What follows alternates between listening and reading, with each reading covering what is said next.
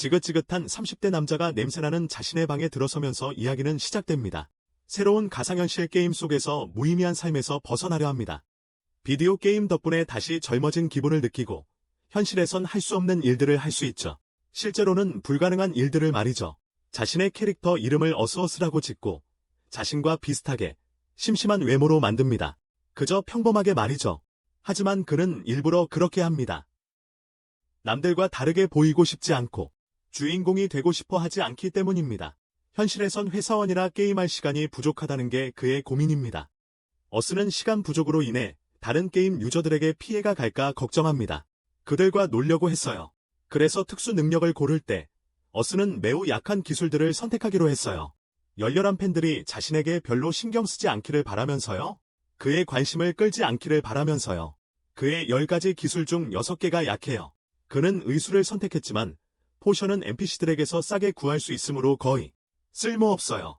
그는 또한 특별한 이점이 없는 발차기를 선택했는데 한 방으로 적을 이길 수 없어요. 한 방에 이길 수 없어요. 활의 명중률이 형편없는 것으로 알려져 있음에도 불구하고 그는 궁술까지 선택했어요. 그의 향상된 신체 능력 스킬은 무기 사용, 달리기, 제작 같은 것들에 보너스를 준다고 한다. 하지만 스킬이 너무 광범위해서 보너스는 미미하다. 만약 누군가 강해지고 싶다면 더 구체적인 스킬을 선택해야 한다. 그는 몇 가지 더 끔찍한 능력을 골랐고 그 결과 어스는 게임에서 최악의 캐릭터 중 하나를 성공적으로 만들었다. 하지만 그가 원하는 방식이라서 다른 사람들이 같이 플레이하고 싶어 하지 않을 것이다. 그래서 그는 편하게 자신만의 방식으로 게임을 즐길 수 있다. 어스의 첫 로그인 시간이고 그는 매우 기대하고 있다. 게임 이름은 원 모어 프리 라이프 온라인이고 이름 그대로 거기서 또 다른 자유로운 삶을 즐길 수 있어요. 최종 보스를 물리치는 퀘스트를 완료할 필요가 없으니 플레이어들은 몬스터와 싸우고 멋진 아이템을 제작하고 혹은 다른 플레이어들과 어울리고 이야기하는 데 모든 시간을 쓸 수 있어요. 다른 삶을 살고 싶은 사람들을 위한 게임이고 첫날에는 정말 사람들로 가득 차 있었어요. 지구에 도착하자 어떤 소녀가 그에게 장비를 팔려고 부르네요. 하지만 바로 그때 하늘에서 영웅 파티가 나타나 자신의 능력을 과시해요. 능력을 자랑하네요. 지구는 자신 외에 다른 궁수가 없다는 것을 알아챕니다. 하지만 갑자기 금빛 갑옷을 입은 남자가 그의 뒤에 나타나 신입을 야단치기 시작합니다. 지구는 첫날부터 운이 없다고 생각했고 그 남자는 활을 선택한 것을 비웃으며 활이 쓸모없다고 무시하고 그를 바보, 루저 얼굴의 괴짜라고 부릅니다. 모두 앞에서 지구를 굴욕적으로 만들고 나서 그 남자는 떠나고 지구는 아무래도 내 활을 좋아하지 않는 모양이라고 말합니다. 여기 사람들은 궁수를 좋아하지 않는 것 같지만 지구는 그게 자신에게 더 낫다고 생각합니다. 다음으로 지구는 훈련장을 방문하고 모두가 열심히 훈련하는 것을 보고 신이 납니다. 열심히 연습했지만 결국 쓰레기 활을 꺼내 써보기로 합니다. 활시위를 당겨 쏘지만 완전히 빗나가 바닥에 맞습니다.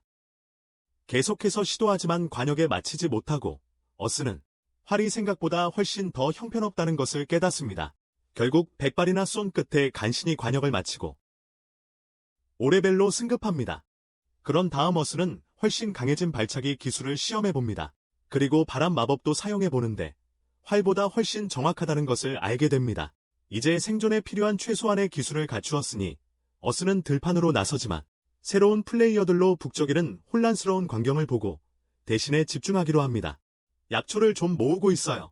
그는 다른 쪽으로 돌아섰고 그 순간 그의 원거리 시야 기술이 활성화되어 약초가 있는 정확한 위치를 가리켰습니다. 하지만 주어도 그게 뭔지 정보가 없어서 다시 돌아가 감정해보기로 합니다. 처음에는 계속 망쳐서 약초를 감정하기 전에 잃어버렸지만 금방 요령을 터득하기 시작했습니다. 약학 레벨이 오르면서 어떤 종류의 약초인지 알아낼 수 있게 되었습니다. 그의 유일한 문제는 질식 약초 2개를 발견했는데 설명에는 누구든 이걸 먹으면 즉시 호흡이 멈춰 죽는다고 되어 있습니다. 이 때문에 그는 개발자들이 이걸 왜 여기에다 넣었을까?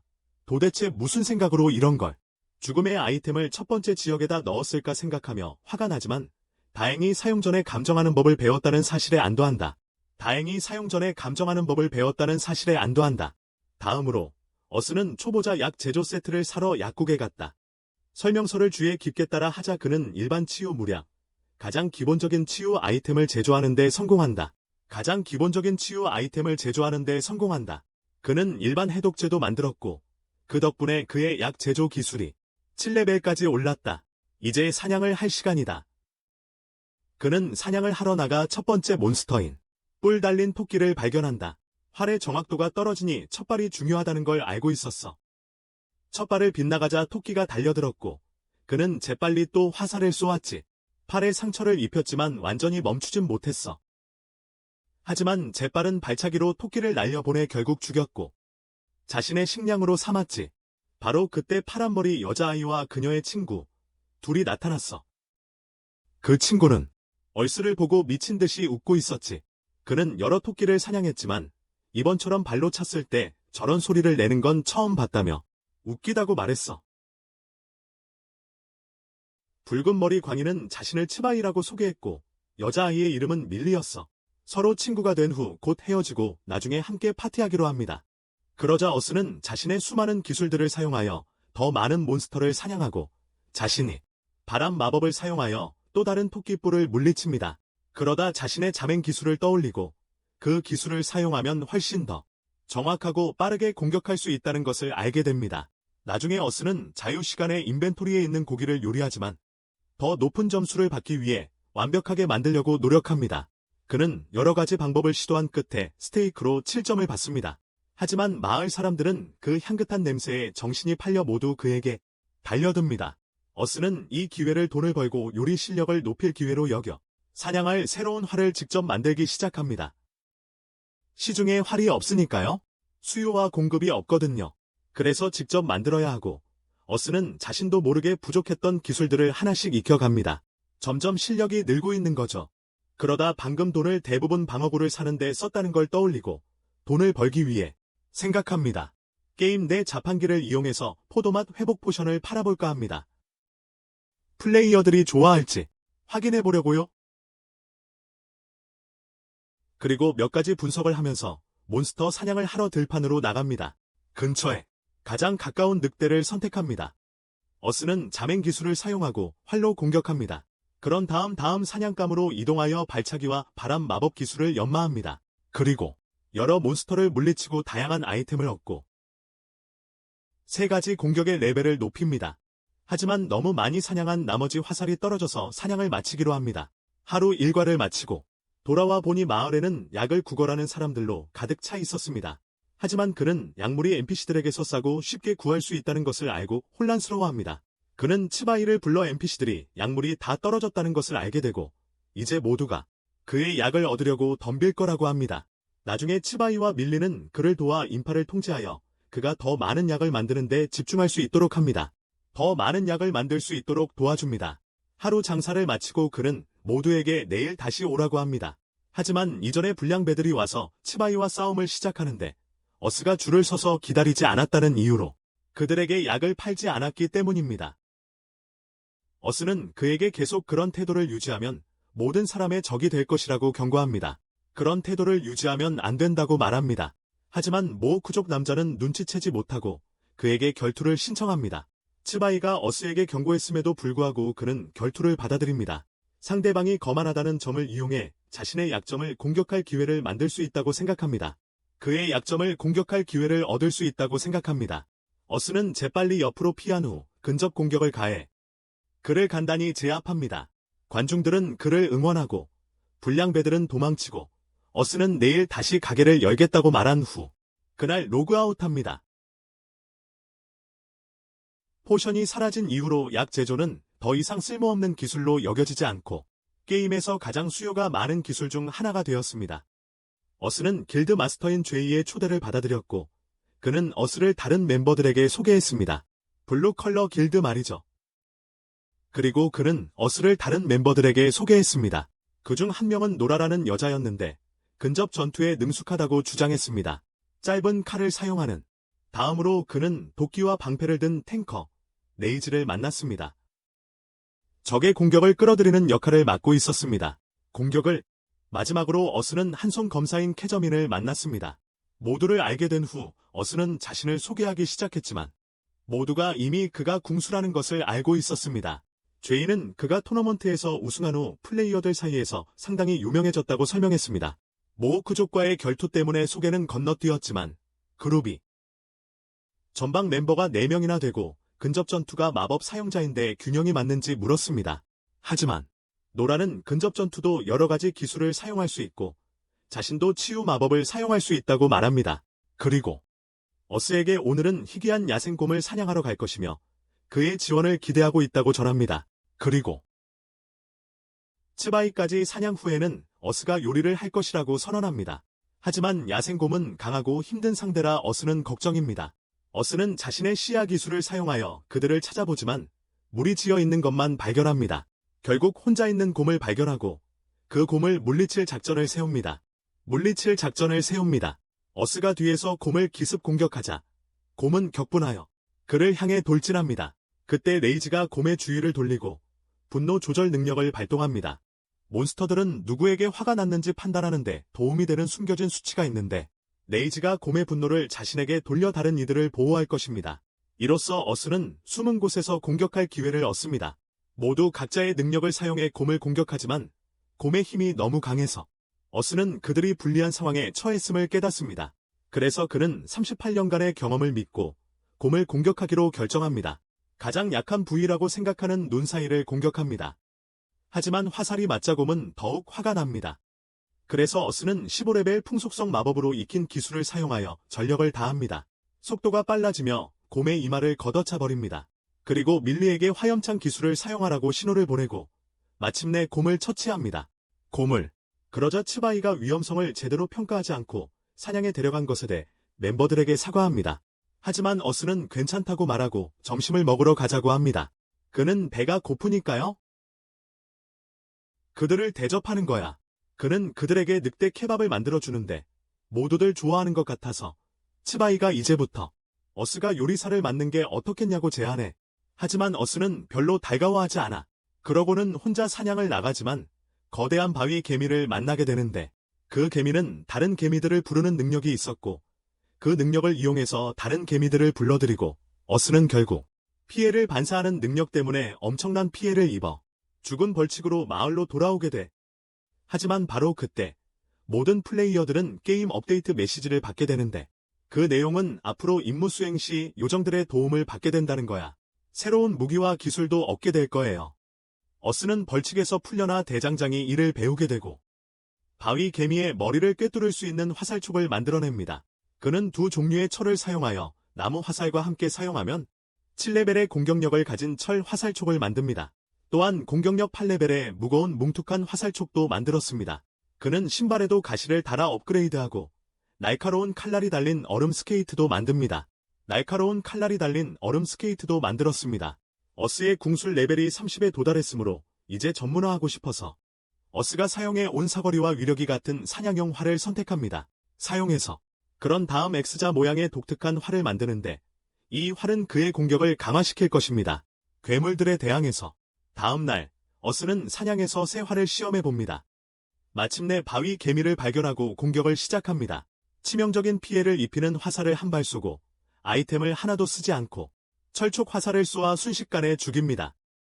그런 다음 모든 바위 개미들을 없애고 나중에 갑옷을 만드는데 사용할 껍질을 모읍니다. 요정들과 계약을 맺을 시간이고 어스는 신이 나서 시작합니다. 어스는 너무 신나서 시작합니다. 의식을 치르지만 수정이 중간에 깨지면서 실망합니다. 그는 그것을 츠바이에게 보여주고 모두가 요정과의 교감에 성공했다는 사실에 충격을 받습니다.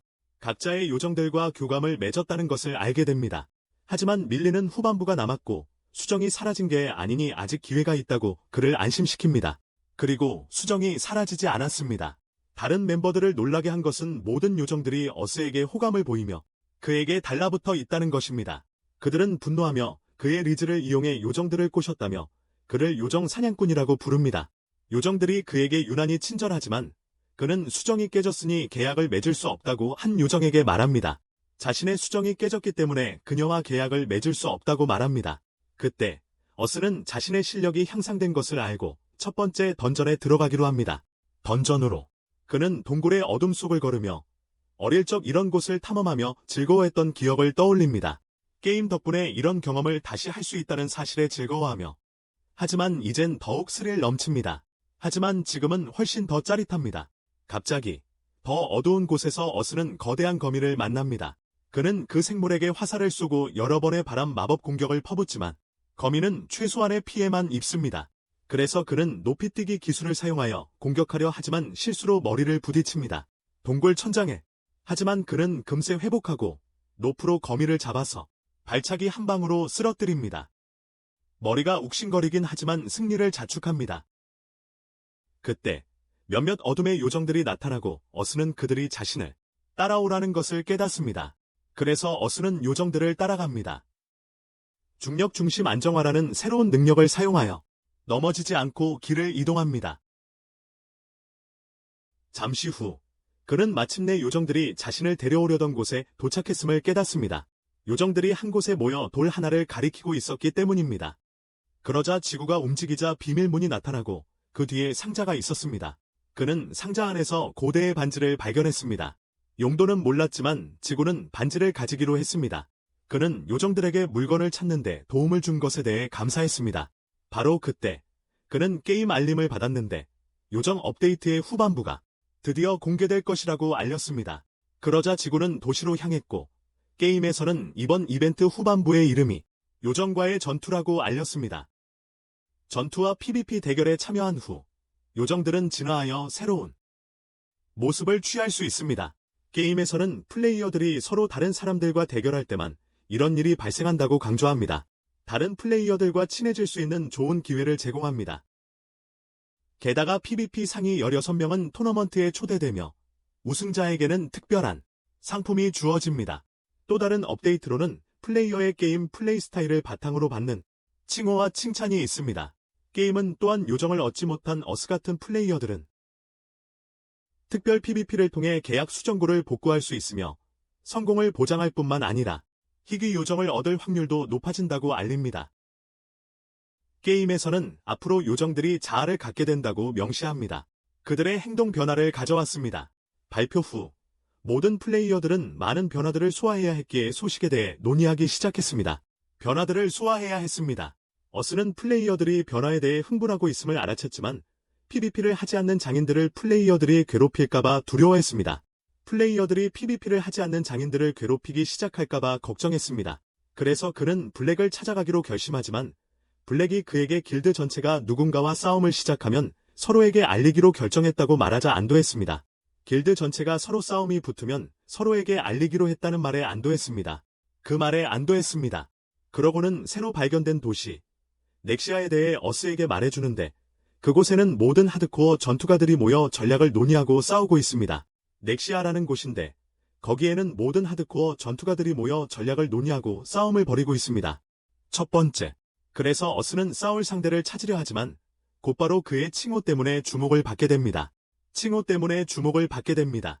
그는 자신이 교정 플레이어라는 칭호를 받았다는 것을 알게 되고 그것을 없앨 수 있는 유일한 방법은 다른 플레이어와 싸우는 것입니다. 그래서 그는 다른 플레이어에게 필사적으로 도전을 요청하며 칭호를 없애도록 도와달라고 합니다. 그때 로나가 나타나 그의 도전을 받아들입니다. 칭호를. 바로 그때 로나가 나타나 그의 도전을 받아들입니다.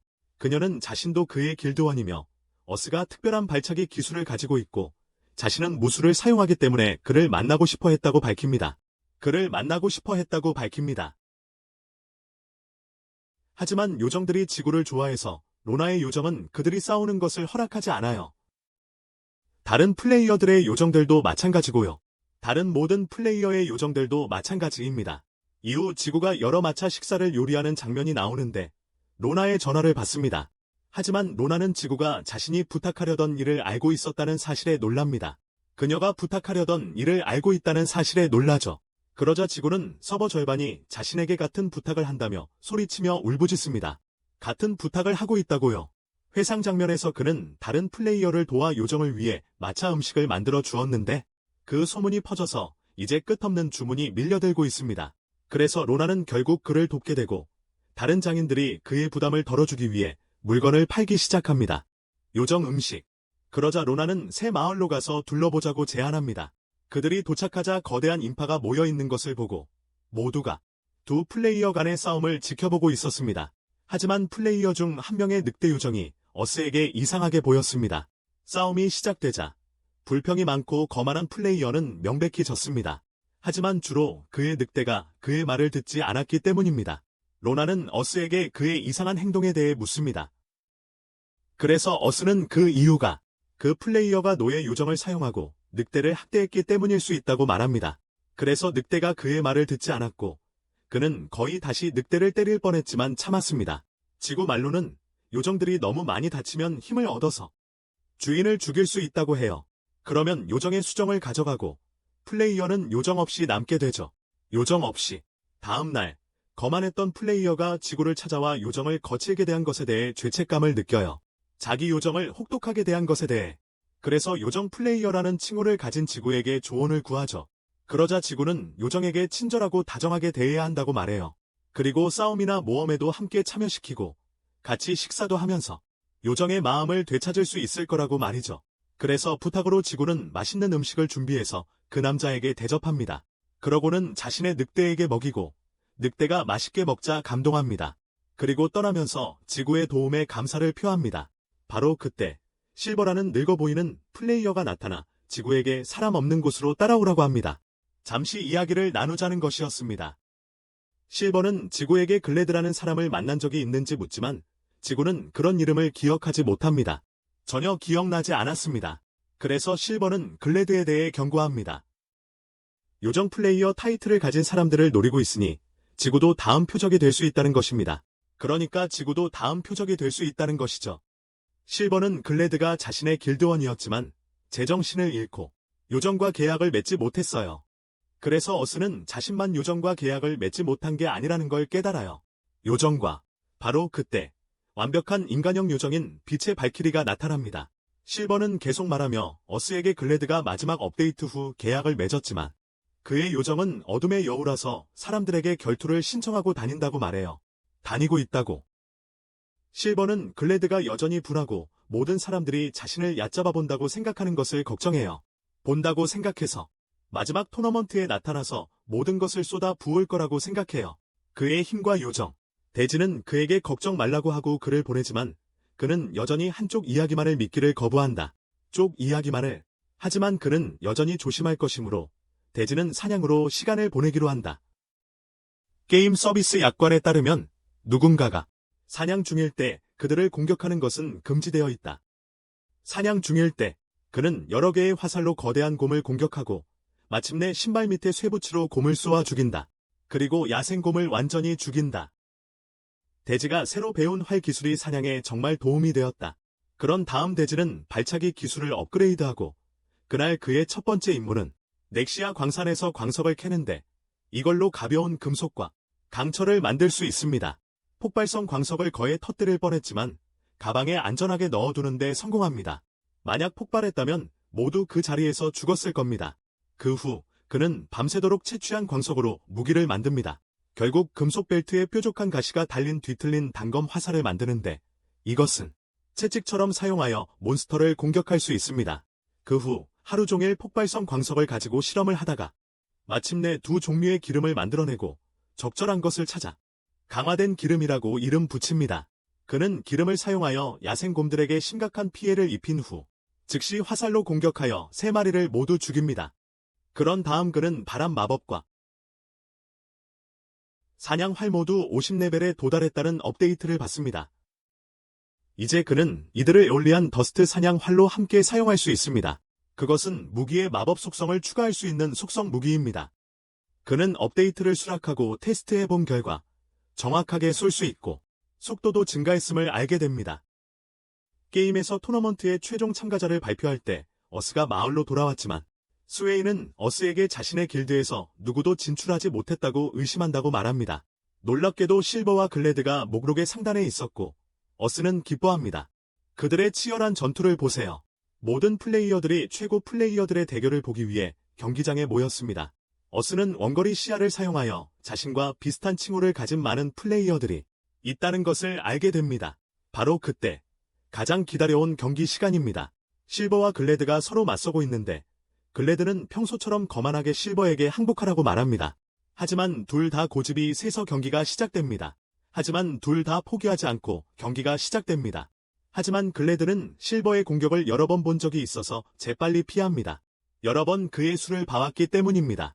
하지만 실버는 그와 거의 같은 힘을 가지고 있고 요정의 도움으로 글래드에게 피해를 줄 수 있습니다.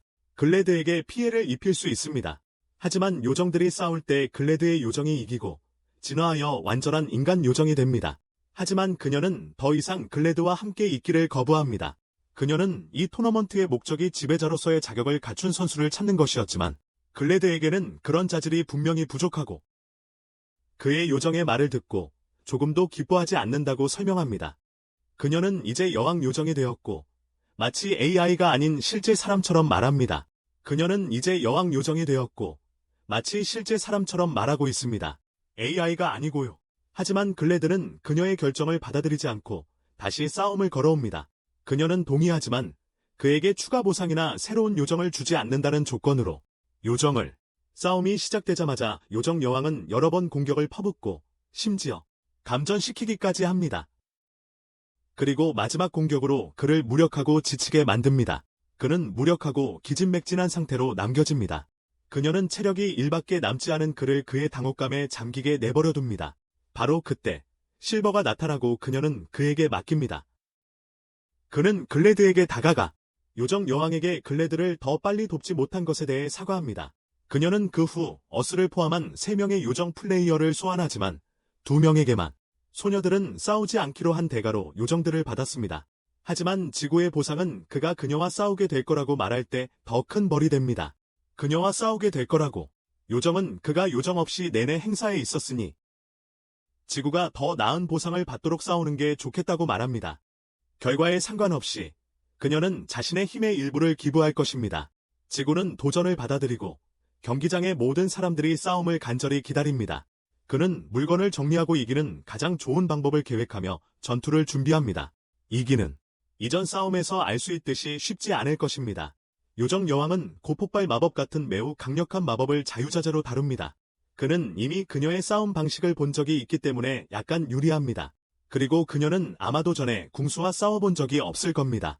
하지만 그의 능력이 부족하기 때문에 그 정도로는 충분하지 않을 겁니다. 게다가 요정은 빠르게 적응하기 때문에 그가 오랫동안 싸울 수는 없었습니다. 그래서 그는 이기는 유일한 방법은 반칙을 쓰는 것이라고 결론 내립니다. 요정이 준비되었냐고 묻자 그는 긍정적으로 대답합니다. 시합이 시작되고 시계가 시작을 알리자마자 경기장에 파란 돔이 올라옵니다. 시작과 동시에 궁수는 움직여 슬라이딩 돌격을 사용하여 상대와 거리를 둡니다. 적당한 거리까지 온 그는 활을 이용해 힘의 70%로 화살을 쏘아 요정 여왕의 능력을 시험해봅니다. 그저 시작하고 그녀의 능력을 시험하기 위해서만요. 그가 화살을 쏘자 요정은 윈터 커터로 궁수의 공격을 막고 화살의 힘을 무력화합니다. 그는 전력을 다하면 그녀를 맞출 수 있을지도 모른다고 생각하지만 생각할 시간이 많지 않아. 요정은 불꽃 창을 쏘고 어스는 위에서 날아오는 불화살 공격을 피해야 합니다. 피하는 동안 그는 화살을 쏘아 요정의 공격을 꿰뚫고 그녀의 어깨를 정확히 맞춰 마법을 무효화합니다. 그녀의 마법을 무력화시킵니다. 관중석에서 그의 친구들은 이 광경을 흥분해서 지켜보며 어스의 속도와 힘, 요정 여왕은 그 거리에서 계속 싸우는 것이 자신에게 매우 불리하다는 것을 깨닫습니다. 그녀는 그러고 나서 고속으로 지상으로 접근하기 위해 바람 부스터 능력을 사용하여 상대에게 다가갑니다. 하지만 요정은 궁수가 이미 글래드와의 싸움에서 보았듯이 이러한 움직임을 예상하고 있었다는 것을 예상하지 못했습니다. 그래서 요정이 충격을 가하려는 순간 지상은 재빨리 수평으로 피하고 죽음의 약이 든 그의 약병 하나를 공중에서 부숩니다. 질식초로 만든 이 약은 움직임을 방해하는 독성 자주색 안개를 생성합니다. 요정을 막고 마법을 못쓰게 합니다. 이로써 대지는 더 많은 폭발성 무략을 던질 시간을 벌었습니다. 요정은 아이템 사용 제한을 하지 않은 것이 실수였음을 깨닫고 대지는 자신처럼 약한 인간은 어떻게 하면 훨씬 강한 상대를 이길지 신중하게 생각해야 한다고 말합니다. 그녀는 그 후 어떤 위협으로부터 자신을 보호하기 위해 대지의 병 능력을 사용하지만 공격도 할 수 없습니다. 대지는 사라지고 그의 친구들은 그가 그녀의 돌방어 안에서 소모품을 사용했음을 알아챕니다. 그녀의 돌방어 안에서요. 요정은 대지의 공격을 기다리지만 그는 가만히 있습니다. 그녀는 그의 존재를 느낄 수도 있고 마법이 다 떨어지기를 기다리고 있다고 상상합니다. 그녀를 놀라게 하려고 뒤에서 나타나 강철 채찍으로 제압합니다. 그런 다음 뒤틀린 화살 등 여러 가지 화살을 그녀에게 쏘고 마지막으로 발차기 기술로 그녀를 공격합니다. 그녀는 더 이상 싸울 힘이 없어서 결국 대지에게 패배합니다. 싸움이 끝나자마자 대지는 자신이 많은 관중 앞에서 싸웠다는 것을 깨닫고 그 관심이 달갑지 않습니다. 이 게임에서 로키로 남으려던 그의 모든 계획이 실패했습니다. 하지만 약속대로 요정 여왕은 그에게서 수정과 그가 찾은 반지를 요구합니다. 전에 그것이 요정 왕의 것이라고 밝히자 그는 그녀에게 그 두 가지 물건을 건넵니다. 물건들을 그녀는 수정의 반지를 끼우고 빛의 아이들을 부릅니다. 그런 다음 두 물건을 합쳐 반지를 만듭니다. 그녀는 억지로 흑에게 그것을 끼게 하고 그것은 벗을 수 없는 것으로 드러납니다. 것입니다. 그녀는 일부러 그의 약지에 끼우며 지난 1시간 동안 그에게서 느낀 어떤 종류의 사랑을 표현합니다. 하지만 그 반지에는 6가지 원소의 힘이 담겨 있다는 것이 밝혀집니다. 요정들. 하지만 대지는 밝은 면을 보지 못하고 장비를 벗을 수 없다는 사실에 화가 나서 짜증을 냅니다. 싸움 후 대지는 인기를 얻었고 그의 약한 기술은 이제 바람, 마법, 그리고 궁술이 잘 어울린다는 것을 플레이어들이 깨닫게 되면서 귀중한 것으로 여겨졌습니다. 그래서 자신의 팬이 된 성가신 플레이어들을 피하기 위해 대지는 외딴 곳에서 연습하기로 합니다. 하지만 요정 여왕이 어디선가 나타나 그 반지가 자신에게도 순간이동을 할 수 있게 해준다고 밝힙니다. 그래서 이제 그를 사랑하는 사람이 생겼고 그녀는 그의 곁을 떠날 생각이 없습니다. 곧 옆에 있을 수는 없어요. 얼스는 나중에 마을을 돌아다니는 모습으로 나오지만 이제는 요정 여왕의 남편으로 불립니다. 다른 플레이어들에게 위협이 될까봐 두려워서 자신을 부르는 남자를 무시합니다. 얼스가 요정 여왕에게 프리즘 노바 마법이 어떻게 작동하는지 설명해달라고 부탁했던 것을 보여줍니다. 반지가 있는 자만 사용할 수 있는 능력입니다. 여왕은 그가 스스로 증명을 찾아야 한다고 대답했습니다. 숲에서 그는 강철 채찍으로 곰을 잡고 마법을 불러내어 요정들에게 자신의 소원을 들어달라고 했습니다. 주문을 외우는 동안 그는 요정 보모에게 자신의 만화를 일부 제공하여 힘을 얻고자 했습니다. 효과 범위를 나타내는 원이 나타났고 그는 곰을 바로 그 중앙에 놓았습니다. 그런 다음 그는 프리즘 노바 마법을 활성화하여 표시된 영역 위에 빛의 구체를 만들어 표적을 강타하고 내부의 모든 것을 변형시켰습니다. 그는 다른 곰들을 대상으로 여러 번 마법을 실험하여 이 능력이 무작위 효과를 가진다는 것을 알았습니다. 나중에 흙이 익는 동안 요정은 여러 가지 상태 이상 효과가 발생할 수 있으며 가장 드문 것은 마비와 석화라고 확인했습니다. 게다가 재사용 대기 시간도 길어서 조심해야 했습니다. 요정은 맛있는 음식을 짓고 있는 지구의 요리 중 하나를 보고 먹으려 했지만 지구는 부채로 요정의 머리를 탁 치며 그것들은 판매용이라고 말했습니다. 요정 여왕은 요정 세 개의 음식은 모두 달콤해서 다른 것을 맛보고 싶다며 먹게 해달라고 부탁했습니다. 그리고 다른 것들을 맛보고 싶어 했습니다. 그녀는 떼를 쓰며 여왕의 의무에 대해 불평했고 때로는 다르기를 바랐습니다. 마을에서 지구가 무시했던 남자가 나타나 지구에게 말을 걸지 않았다고 화를 냈습니다. 그는 자신을 아폴론의 활 길드의 일원인 나제르라고 소개했습니다. 그와 다른 멤버들은 억압받는 궁수들을 구원한다는 위대한 목표를 향해 나아가고 있었습니다. 억압받는 궁수들 말입니다. 그는 자신이 배제되어 어떤 길드에도 속하지 않았기 때문에 세상이 고통받는다고 믿었습니다. 하지만 세상은 그의 말에 아랑곳하지 않고 그가 식사를 마친 후 요정 여왕과 함께 떠났습니다. 그가 식사를 마친 후에 말입니다. 그는 몇 가지 요리로 요정 여왕을 보내버릴 수 있었고 무기를 업그레이드하는 작업을 시작하기로 합니다. 그리고 무기를 업그레이드하는 작업을 시작하기로 했습니다. 다음 날 블랙과 그의 동료들은 그가 마을의 새로운 스타가 되었기 때문에 그를 보기 위해 모였고 그는 그들을 그냥 내버려 두었습니다. 그가 마을의 새로운 스타였기 때문에 그들을 그냥 내버려 두었습니다. 그는 X타입 활 제작을 시작했고 재료도 바꾸었습니다. 그의 날카로운 신발 발톱. 그는 나중에 아폴로의 활 길드 마스터로부터 메시지를 받는 장면이 나옵니다. 그래서 그는 그들을 방문하기로 결정하고 자신을 소개하는 길드 마스터를 만납니다. 자신을 저라고 소개합니다.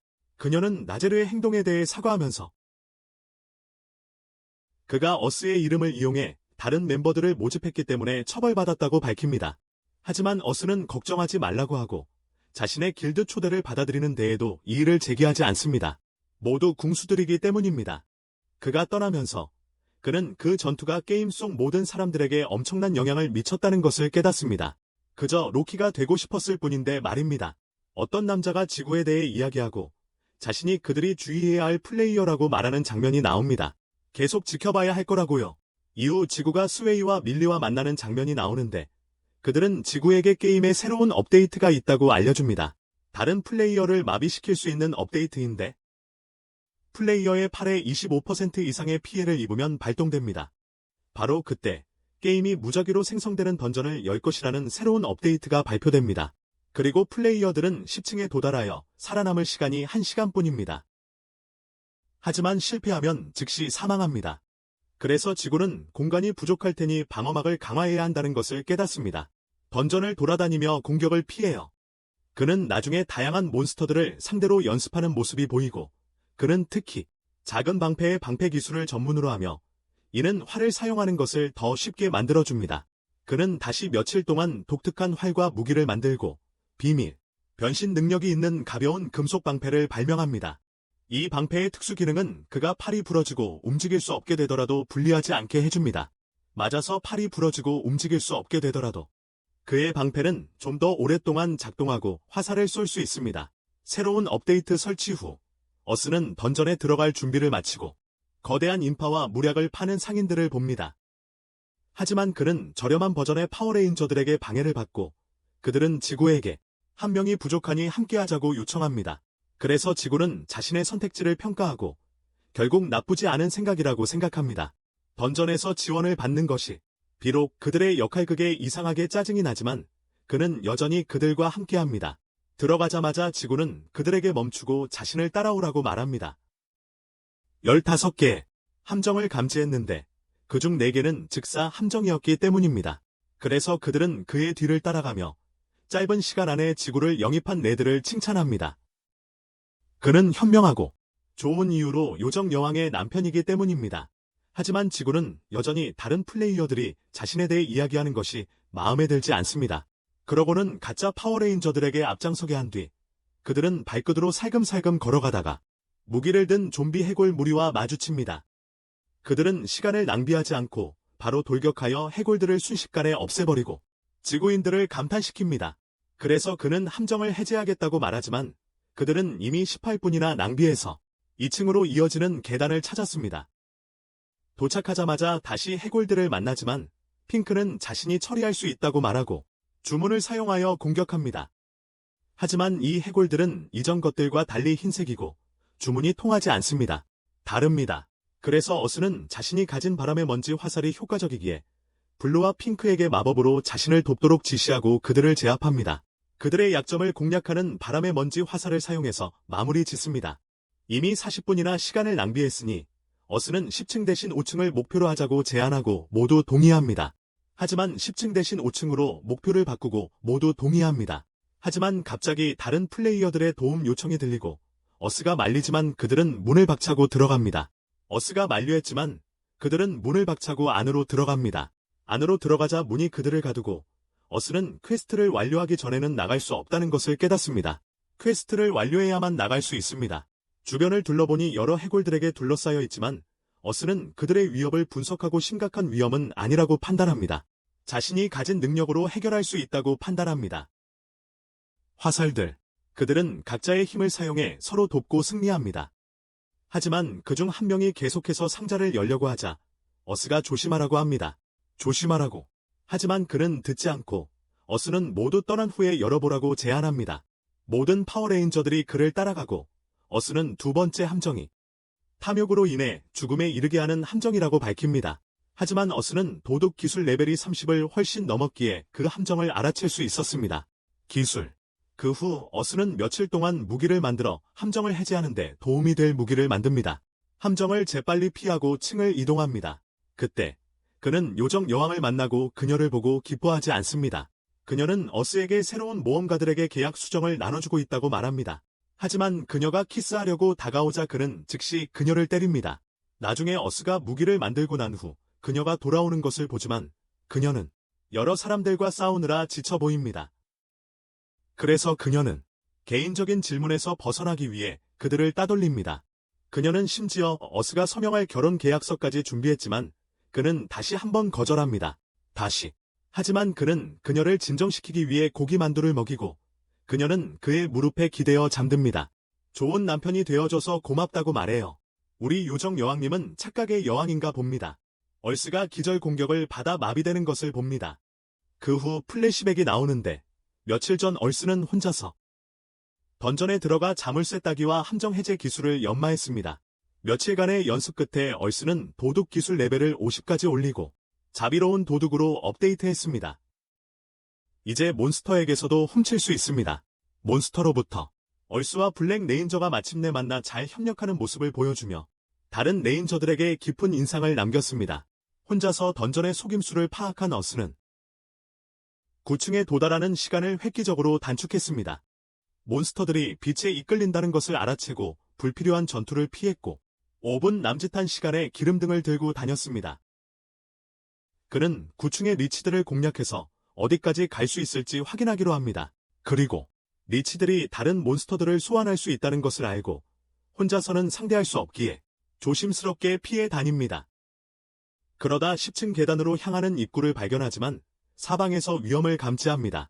그리고 하지만 시간이 부족해서 날아서 위험한 타일 위에 착지하지만 재빨리 반응하여 계단을 뛰어넘습니다.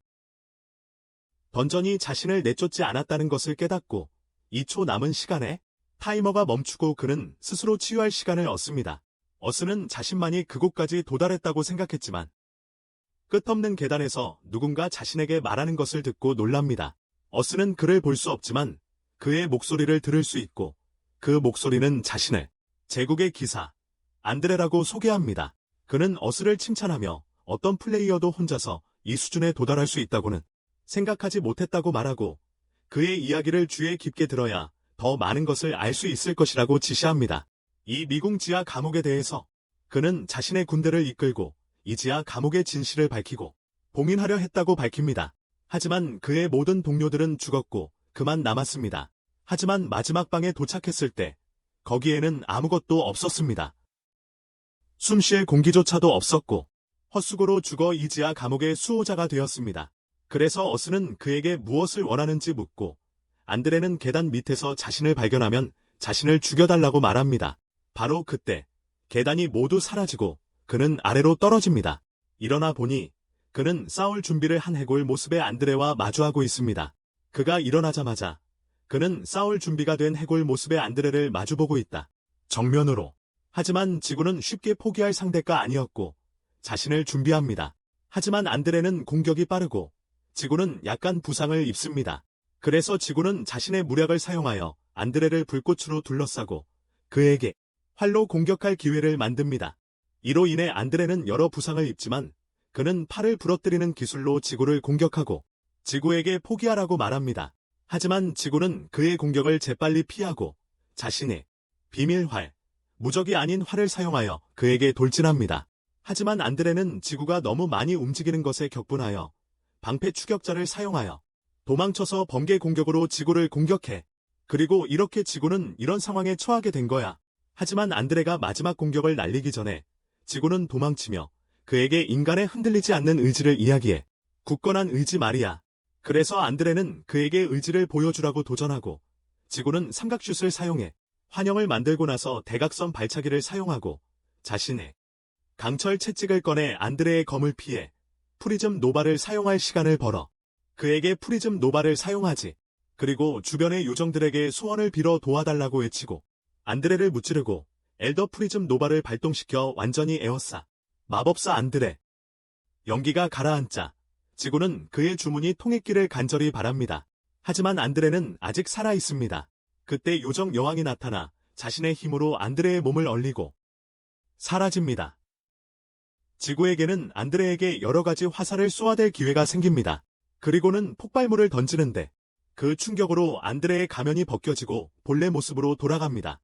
안드레는 지구가 승리하여 자신을 물리친 것을 칭찬하며 인간의 모습으로 최후를 맞이하게 됩니다.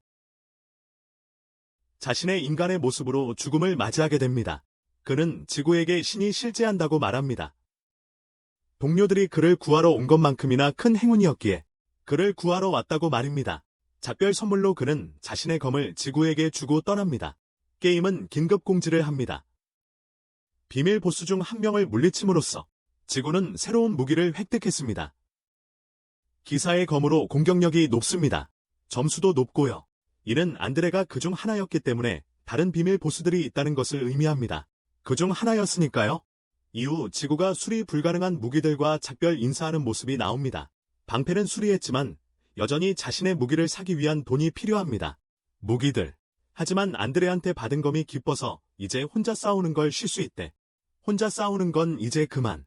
어두운 방에서 한 여자가 PN0이가 재밌어 보인다고 말하고 그녀가 말하는 남자는 그 궁수 덕분에 실력이 빨리 늘고 있다고 그에게 감사해야 한다고 말한다.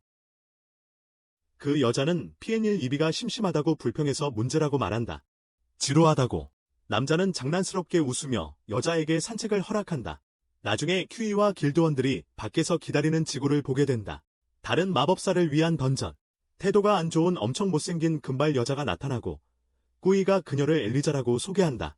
그는 엘리자의 무례한 태도에 대해 어스에게 경고하며 조심스럽고 꾸이를 불쌍히 여긴다. 꾸이를 위해서 던전에 들어가자 어스가 대부분의 함정을 해제한다. 그들은 5층으로 향하고 꾸이는 휴식을 제안하지만 엘리자는 시간이 부족하다는 이유로 거절한다.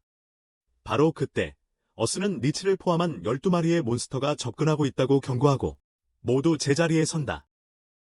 레이즈는 아르고 스킬을 사용하여 몬스터들을 끌지만 고팔이 부러지는 저주에 걸린다. 완전히 겁에 질렸습니다. 모두들 자신의 능력을 사용하고 괴물들을 공격하느라 바빴고 엘리자에게 도움을 요청합니다. 만약 그녀가 레이즈의 치료에 실패한다면 괴물들은 주의가 산만해지고 모두들 매우 불리한 상황에 처하게 될 것입니다. 하지만 자신만만한 금발 여자는 엄청난 충격을 받아서 도울 수 없었는데 어스가 폭발물을 이용해 괴물들의 주의를 끌면서 개입합니다. 그녀는 정신을 차리고 레이즈를 치료하러 달려갑니다. 이로써 모두 다시 유리한 고지를 점하게 되었고 성공적으로 모든 괴물들을 없애버립니다. 긴 하루를 마치고 최는 모두 훌륭한 보상을 받았다며 어스에게 고마움을 표합니다. 그것으로부터 서로 헤어지지만 멀리서 그들을 지켜보며 미소 짓는 한 소녀가 보입니다. 다음 날 어스는 새로운 일본식 무기 오타치에 대해 배우게 되어 신이 납니다. 그리고 카즈미 사무라이 플레이어이기 때문에 카즈미 정말 좋아할 거라고 생각합니다. 바로 그때 긴 파란 머리의 여자가 나타나 어스에게 인사합니다. 어스는 그녀의 복장이 매우 독특해서 플레이어 아바타가 아니라는 것을 깨닫습니다. 어스가 그녀에 대해 묻지만 그녀는 애매한 대답을 하고 자신은 마치 요정 여왕의 여동생과 같다고 말합니다. 어스는 그녀가 상대하기 힘든 사람이 될 것이라는 것을 즉시 깨닫습니다. 하지만 그는 그녀가 자신의 갑옷을 사러 가는 것을 허락하고 심지어 나중에 그녀를 위해 맛있는 식사를 만들어 줍니다. 그는 또한 그녀가 자신의 진짜 정체를 밝히려 하지 않으므로 그녀에게 뉴라는 맞춤형 별명을 지어줍니다. 그녀의 진짜 신분을 밝히려 하지 않기 때문입니다. 나중에 어스는 새로운 갑옷을 받은 후 새로운 공지를 확인합니다. 새로운 업데이트에 따르면 플레이어들은 앞으로 나아가기 위해 가장 강력한 하나의 기술에만 전문화해야 합니다. 그래야 자신에게 가장 강력한 기술이 되기 때문입니다. 그는 나중에 블랙을 만나 상황에 대해 논의하고 다른 플레이어들을 위해 요리하는 것을 좋아하기 때문에 현재 상황을 선호한다고 말합니다. 다음 날 요정 여왕이 나타나 그녀와 어스 주위에 장벽을 칩니다. 급한 일을 상의해야겠어요. 그에게 미안하다고 말하는데 자신이 데려온 6명의 요정들과 함께라도 그와 요정의 계약을 맺게 할 수 없다고 해요. 요정 왕국의 소문이 퍼져서 지구를 너무 좋아하는 요정 80명 정도가 그와 계약을 맺고 싶어 했대요. 그래서 여왕은 그가 계약을 맺으면 혼란스러워질 거라고 말해요. 하지만 지구는 상황을 이해하고 요정 여왕은 그에게 2가지 특별한 능력을 부여해요. 그래서 여왕은 그가 계약을 맺으면 혼란스러워질 거라고 말합니다. 하지만 지구는 상황을 이해해서 요정 여왕은 그에게 2가지 특별한 능력을 대신 줍니다. 첫 번째는 떨어지는 7개의 별인데 이 능력을 사용하면 플레이어는 목표물에 연속으로 7번 사격을 할 수 있고 다른 능력은 희생의 활입니다. 강력한 화살을 쏘는 거예요. 감정과 힘, 마법이 모두 하나로 합쳐져 화살에 담기기 때문에 위험할 수 있어요. 모두 하나로 합쳐 화살에 담는 거죠. 그녀는 그에게 요정 왕국으로 가는 길이 곧 열릴 것이며 자신이 그를 기다리고 있을 것이라고 말합니다. 감사의 표시로 어스는 자신이 준비한 맛있는 음식을 그들에게 건네주며 요정 왕국에서 다시 만나자고 말합니다. 어스는 게임을 하는 대신 요리만 하는 것 같네요. 다른 친구들은 그의 요리 향기에 취하는 동안 그는 다시 한번 요리를 하고 있습니다.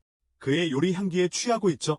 그때 류가 나타나서 한 입 달라고 하지만 류는 그녀를 때리고 차이도 놀렸다고 때립니다. 장난친다고요. 그들은 모두 어스의 리즈 게임에 꽤 감명을 받았습니다. 그는 요정 여왕을 설득했을 뿐만 아니라 이제는 용의 보모가 되었으니까요. 드래곤 베이 미스터까지 말이죠. 이후 모든 플레이어들이 요정 왕국으로 향하는 모습이 보이고 북쪽 요새에 도착합니다. 요새예요. 그때 북쪽 요새의 지도자가 어스를 직접 맞이하러 와서 신분 확인을 위해 반지를 보여달라고 합니다. 그러고는 몇몇 선택된 요정들만 탈 수 있는 특별한 새, 페카샤를 부릅니다. 탈 수 있대요. 하지만 지구는 자신에게 쏟아지는 관심이 달갑지 않아 무시하기로 하고 페카샤에 올라탔습니다. 순식간에 성에 도착하자 요정 여왕이 그를 맞이했습니다. 여왕은 그를 위해 준비한 퍼레이드에 참여하라고 말했고 온 왕국이 지구와 함께 축하했습니다. 지구는 이 작은 추억들에 행복해했습니다. 그가 만들어가는 추억들에 다음 날 그는 따뜻한 환대에 감사를 표했지만 여왕은 요정들을 위해 그리고 지구를 혼자만 독차지한다는 소문을 막기 위해 그랬다고 말했습니다. 소문이 퍼지는 것을 막기 위해서요. 그는 여왕에게 자신은 앞으로도 평범한 모험가로서 계속 여행할 것이라고 말했습니다. 그곳에서 시간을 보내고 떠납니다. 하지만 그녀가 같은 침대를 쓰자고 제안하자 그는 창문으로 뛰어내립니다. 자신의 목숨이 위험하다고 생각했기 때문입니다. 그 후 그는 마을에서 토끼를 사냥하고 도둑새들을 처리하는 등 이를 돕는 모습이 보입니다. 그리고 도둑새들도 처리합니다. 어스는 퀘스트 주는 사람이 있는 선술집에 머물기로 합니다. 거기서 요리도 하고 2층 여관도 이용할 수 있습니다. 2층 여관을 이용할 수 있습니다. 그는 다음 며칠 동안 자신이 잡은 동물들로 평소처럼 요리를 하고 좋은 시간을 보냅니다. 하지만 어느 날 요새 지도자의 어리석은 딸이 도착하고 그들은 즉시 숨습니다. 그녀의 성격을 잘 알고 있는 대로 지구는 자신을 위해 요리해달라고 그를 만나야 한다고 고집하지만 모두 지구를 감싸고 잘못된 방향으로 그녀를 보냅니다. 여관 주인은 사과하지만 지구는 상황을 이해하고 심지어는 딸의 어린애 같은 행동을 눈감아준 요새 지휘관을 비판합니다. 아이 같은 행동을. 그래서 그는 밤이 되기를 기다려 조용히 마을을 떠나려 하지만 두 명이 경비병을 만났을 때 그들이 자신에게 동정하는 것을 듣고 충격을 받습니다. 그들은 사람들이 그녀를 여왕에게 고발할 증거를 모으고 있다고 밝히고 심지어는 그가 문을 통해 조용히 도망치도록 도와줍니다. 그 후 지구는 곰을 만나는데 곰이 자기 등에 올라타라고 하면서 태워주겠다고 합니다. 다음 날 요정 여왕은 남쪽 요새 마을의 상황을 전해댔습니다. 그리고 그 마을의 지도자 딸에 대한 이야기를 듣지만 그 딸이 지구에게 부적절한 행동을 보였다는 말에 충격을 받습니다. 지구와 헝클어진 머리의 제토는 마침내 다양한 예술 형태를 홍보하는 여러 지역이 있는 것으로 유명한 또 다른 마을에 도착하고 그들은 음악 지역에 있습니다. 음악 구역에 있습니다. 그들은 나중에 호텔에 체크인하고 지구는 마침내 로그아웃하고 잠이 듭니다. 지구는 잠에서 깨어나 요정 여왕이 자신의 침대에 있는 것을 보고 즉시 내려오라고 말하지만 자세히 살펴보니 그녀가 어린아이로 퇴화했음을 깨닫습니다. 아기였을 때, 그때 어떤 남자가 들어와서 어스에게 아침을 먹으라고 부르려고 했지만 잘못 생각했어요.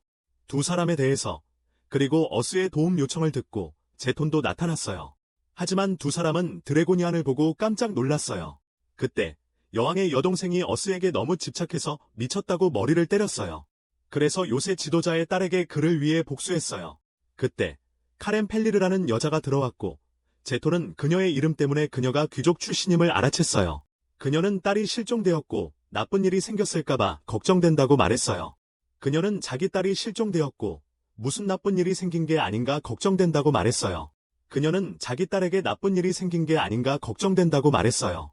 펠리르 가문은 늑대인간 귀족 가문이기에 그들은 함께 그녀를 찾으러 가기로 합니다. 밖으로 나가 그녀를 찾습니다.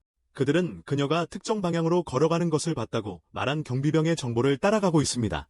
어떤 방향으로? 바로 그때 어스는 몬스터들을 감지하고 즉시 싸울 준비를 합니다. 그들을 손쉽게 물리친 후 어스는 장거리 시야의 탐색 범위를 넓히고 몬스터가 아닌 다른 두 생명체를 발견합니다. 그는 그쪽으로 향하고 마침내 고블린들에게 둘러싸인 카렌의 딸 미나를 찾습니다. 그는 그 방향으로 향하고 마침내 고블린들에게 둘러싸인 카렌의 딸 미나를 찾습니다. 고블린들에게 둘러싸여 있습니다. 그래서 어스는 제톤에게 특별한 약병을 건네주고 미나에게 뿌리라고 지시합니다. 제톤이 돌격하고 어스는 제톤을 지원하며 미나에게 약을 써서 즉시 상처를 치료합니다. 그 후 제톤은 어스의 도움을 받아 고블린들을 물리칩니다. 어스는 미나에게 변신하지 못한 이유를 묻지만 미나 자신도 이유를 몰라서 어스는 미나에게 치유약을 주고 미나는 변신합니다. 그리고 어스는 제톤에게 미나를 데려가라고 명령하고 자신은 처리해야 할 일이 있다고 합니다. 말입니다. 그들이 떠난 후 어스는 폭탄을 던져 사칭범을 불러냅니다. 미나가 이 남자가 보낸 고블린들에게 독을 맞고 공격당했다는 것을 깨닫습니다. 그리고 지금 처리하지 않으면 다른 일을 저지를지도 모른다는 걱정을 합니다. 전쟁을 시작하면 혼란스러워질 거야. 그래서 그는 발차기 능력과 그의 살인적인 신발로 그에게 심각한 피해를 입힙니다. 그를 완전히 파괴한 후 그는 숲으로 돌아가서 그가 무슨 일을 꾸미는지 알고 있던 제톤과 미나를 만납니다. 호텔로 돌아온 카렌과 미나는 재회에서 기뻐하고 지구와 제톤은 그녀를 찾은 대가로 많은 돈을 받습니다. 그러자 지구는 미나가 제톤을 너무 좋아하니 제톤과 시간을 보내도록 허락해달라고 카렌에게 부탁합니다. 그녀가 그를 너무 좋아해서 다음 날 미나는 그녀와 함께 살기로 결심한 제톤에게 매달려 있는 것을 볼 수 있습니다. 그녀와 함께 요정 왕국을 떠나면서 지구는 그에게 감사를 표합니다. 그는 페카샤를 소환하고 페카샤는 즉시 그에게 차를 태워주겠다고 합니다. 감사의 표시로 지구는 그녀를 위해 맛있는 음식을 준비합니다. 그래서 페카샤는 지구에게 피로를 막는 힘을 가진 자신의 깃털 하나를 줍니다. 그가 피곤함을 느끼지 않도록 말이죠. 그런 다음 그는 블랙에게 돌아가 새로운 무기가 필요하다고 알립니다. 그래서 그는 밤새도록 무기를 만듭니다. 나중에 지구가 새 무기를 시험하러 나갔다가 갑자기 비밀 보스를 물리치고 미궁을 악의 세력으로부터 해방시켰기에 독점 토너먼트에 참가할 기회를 얻는다는 발표를 받습니다. 그는 비밀 보스를 물리치고 미궁을 악의 세력으로부터 해방시켰기 때문입니다. 하지만 어스는 더 이상 공개적으로 싸우고 싶지 않아서 거절합니다. 바로 그때 그는 전에 들어본 적 없는 울음소리를 듣습니다. 그래서 그는 숲속 깊이 들어가 도움을 요청하는 아기 용을 발견합니다. 그가 한 걸음 더 다가가자 용을 둘러싼 모든 플레이어들이 사라집니다. 그들은 죽었기 때문입니다. 어스는 아기 용을 줍고 어떻게 해야 할지 고민하지만 너무 많은 관심을 끌까봐 두렵습니다. 그래서 일단은 너무 많은 관심을 끌지 않으려 합니다. 그래서 당분간은 아기 용에게 먹이를 주는 데 집중합니다.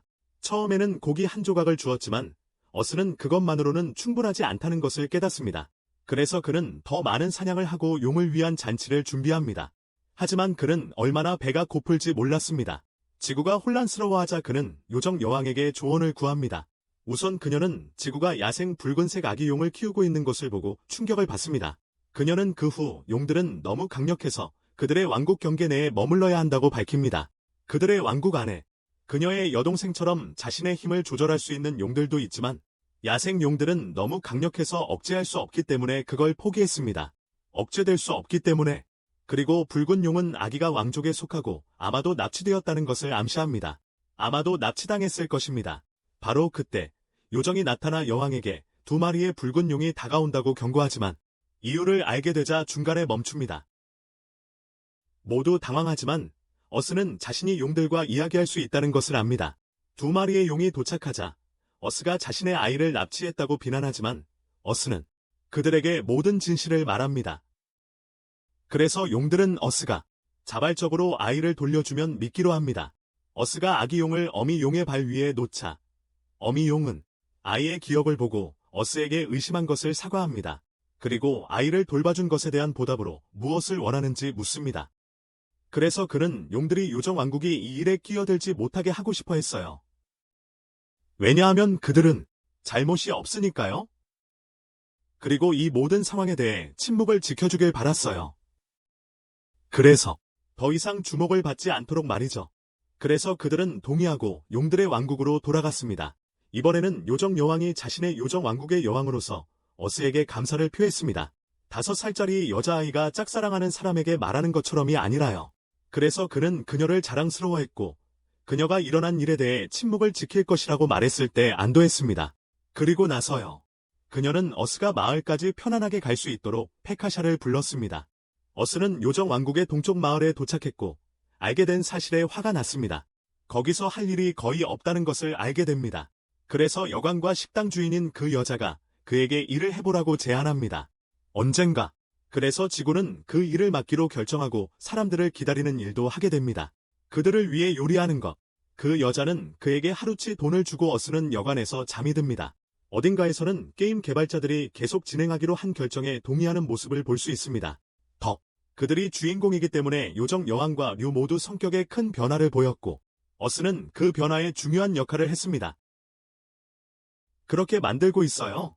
다음 날 어스는 들판에서 앉아 어린 시절을 회상하며 즐거운 활동들을 다 놓쳤던 것을 후회하고 있었습니다. 그 생각에 우울해졌지만 이 게임이 자신에게 주는 가상의 삶에 감사했습니다. 그는 그렇게 생각했습니다. 그는 나중에 너무 오랜 시간 혼자 보내서는 안 된다는 것을 깨닫고 미친 친구들이 그리웠습니다. 자신의 친구들이요.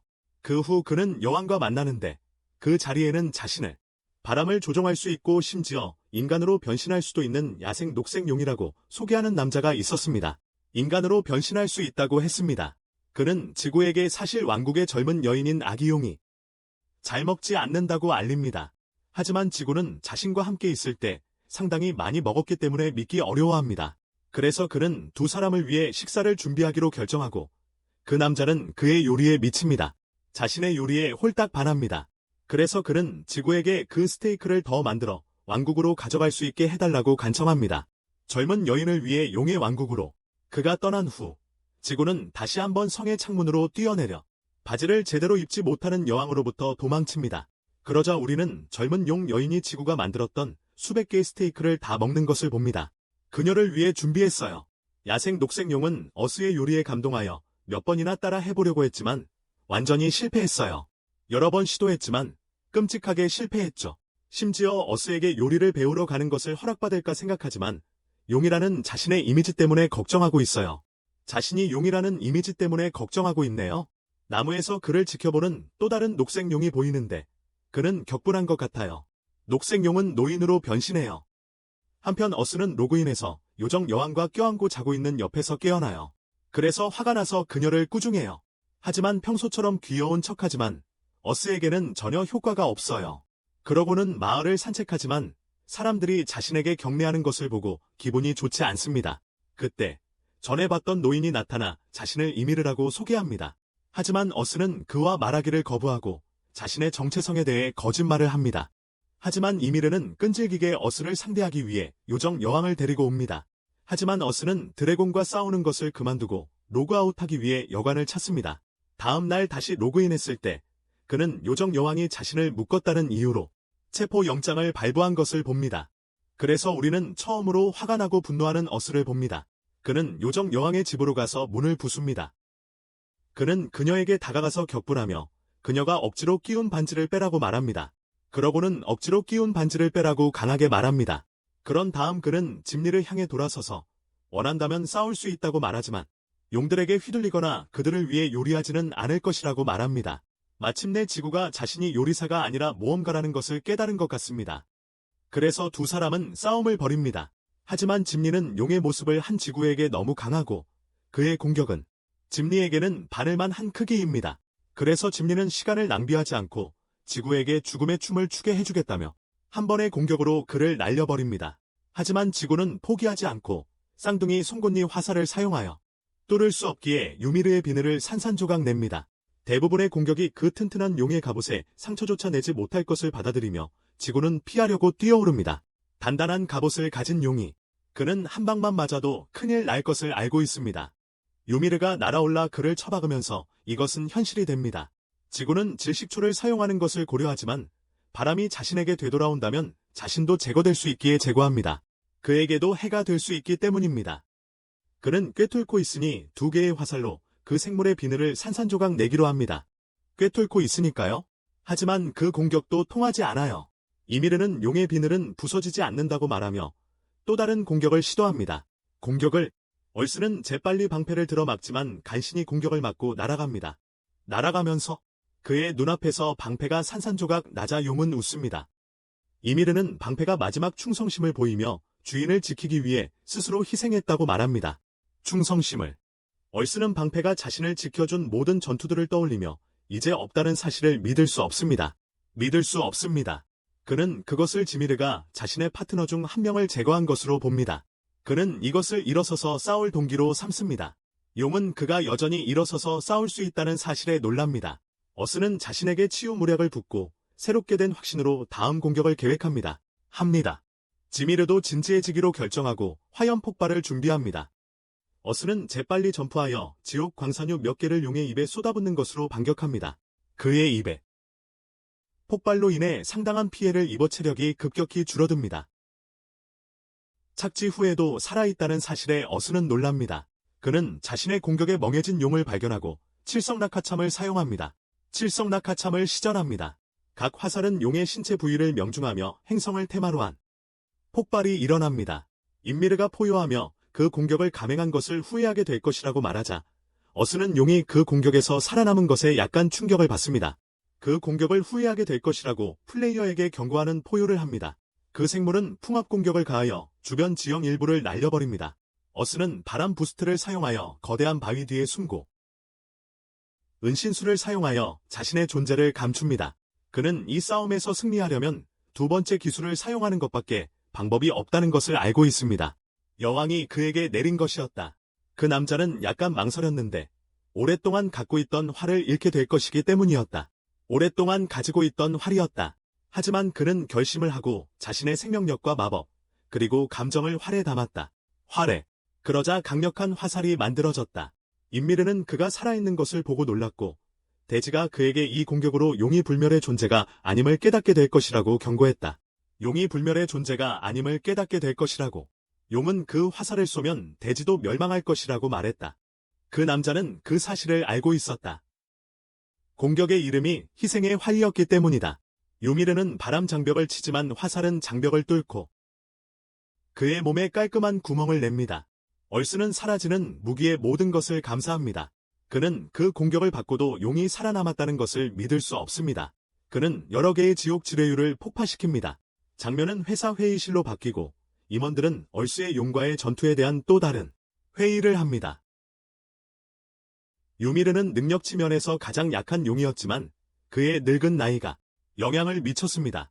그들은 얼스의 오일 러프를 고려하지만 어떤 이들은 그것이 어떻게 플레이어들이 새로운 것을 만드는 것을 막다니 그들은 지구가 이기기 위해 스스로 희생하려 했던 것에 더욱 충격을 받았는데 VR 게임이지만 매우 현실적이었기 때문입니다. 지구가 용을 물리쳤지만 그 과정에서 목숨을 잃었다는 것을 알게 됩니다. 그의 영혼은 마지막으로 로그아웃했던 장소로 순간이동될 때까지 그의 몸을 지켜봅니다. 그가 로그아웃했던 곳으로 용의 왕이 그의 수행원들과 함께 전장에 도착합니다. 그 생명체는 지구의 몸에 연고를 바르는데 그러자 지구에게는 소생할 기회가 주어집니다. 그는 제안을 받아들이고 동료보다 먼저 자신을 소생시킨 이유를 왕에게 묻습니다. 붉은 용이 상황에 대해 사과합니다. 그는 짐느가 거만해져서 다른 이들을 학대하기 시작한 녹색 용 장로였다고 설명합니다. 다른 이들을 함부로 대했습니다. 여왕이 체포 영장을 발부하지 않으면 요정과 인간의 이야기를 파괴하겠다고 위협했습니다. 그를 체포하라는 영장을 발부하라고 위협했습니다. 어스는 여왕이 자신의 백성을 보호하기 위해서만 영장을 발부했다는 말을 듣고 놀랍니다. 신하들을 보호하기 위해서요. 용들의 왕은 짐느가 자신의 행동에 대한 벌을 받도록 하기 위해 왔다고 밝힙니다. 그의 행위에 대한 처벌을 받도록. 그들은 어스가 그를 물리친 것을 보고 감탄합니다.